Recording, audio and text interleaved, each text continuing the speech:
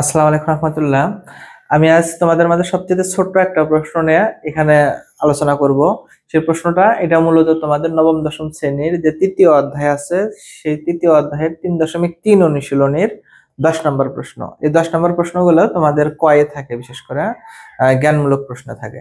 আচ্ছা, সেটা দেখো তো এখানে কি বলছে, যে এটাকে উৎপাদকে বিশ্লেষণ করতে বলছে x⁴ plus x square minus 20। তাহলে উৎপাদকে বিশ্লেষণের নিয়ম আমরা কি জানি, যে সাংখ্যিক যে ইয়াগুলো আছে, সংখ্যাগুলো আছে, সেটাকে প্রথমে গুণ করতে হবে।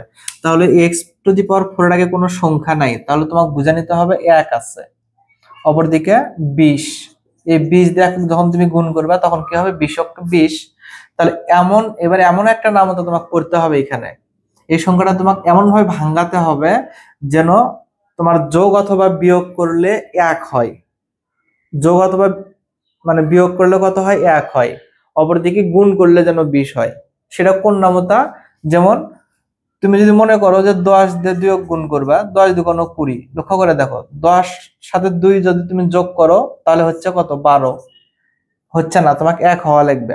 10 থেকে 2 যদি তুমি বিয়োগ করো 8 হবে, সেটাও হচ্ছে না। তাহলে আমরা কখন বুঝবো, আমরা দেখবো এভাবে, আমরা লসাগু করে দেখবো, তাহলে আর ভুল হবে না। দেখো, এই তো 2 2 4, 4 আর 5। আমরা যদি 5 আর 4 যদি গুণ করি, তাহলে 4 5 গুণ করলে কিন্তু আমাদের 20 হচ্ছে। অপরদিকে এই তো 5 থেকে 4 যদি আমরা বাদ দেই তাহলে একটা হচ্ছে।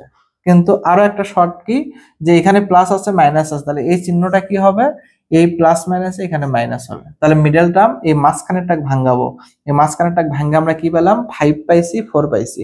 তাহলে এই এক্স স্কোয়ারটা 5 এর সাথেও যাবে, এই এক্স স্কোয়ারটা কার সাথে যাবে, 4 এর সাথেও যাবে।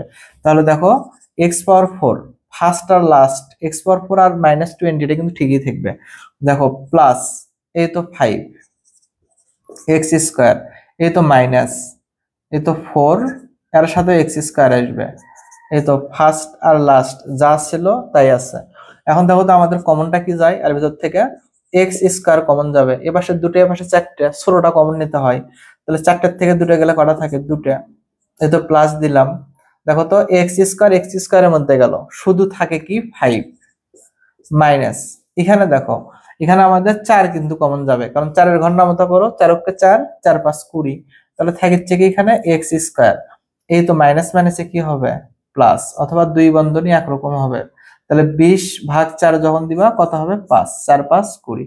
এখন আমরা কি করব, ব্র্যাকেটের ভেতর থেকে একটা লিখবো উৎপাদক বিশ্লেষণের যে নিয়ম, এই তো এটা। আর বাহিরে কি আছে, x² - 4। দেখো এটা কিন্তু আবার ভাঙান যাবে, এদিকে লক্ষ্য রাখতে হবে। তাহলে এটা ভাঙান যাবে না, এটা এজন্য এভাবে লিখলাম, যে কি লিখলাম এখানে, x² + 5। আর অপরদিকে দেখো 1 কিন্তু ভাঙান যাচ্ছে, x এর উপর স্কয়ার দাও, একটু বোঝানোর জন্য ব্র্যাকেট ব্যবহার করলাম। স্কয়ার মাইনাস এটা কি, বি স্কয়ার। তাহলে স্কয়ার মাইনাস বি স্কয়ার আমরা সূত্র জানি, যে স্কয়ার মাইনাস বি স্কয়ার সমান a + b into a - b। তাহলে দেখো তো, এই তো স্কয়ার মাইনাস বি স্কয়ার। তাহলে স্কয়ার মাইনাস বি স্কয়ার যে সূত্রটা আমরা জানি সেটা এখন লিখব, a + b।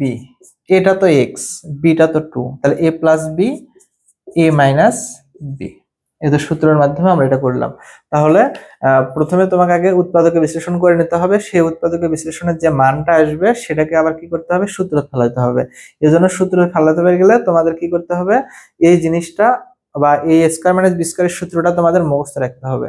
আশা করি সবাই উৎপাদকের বিশ্লেষণটা বুঝতে পারছো। আজ এই পর্যন্তই, সবাই ভালো থাকো। সামনের কোনো একটা ভিডিও নিতে আবার দেখা হবে। আল্লাহ হাফেজ।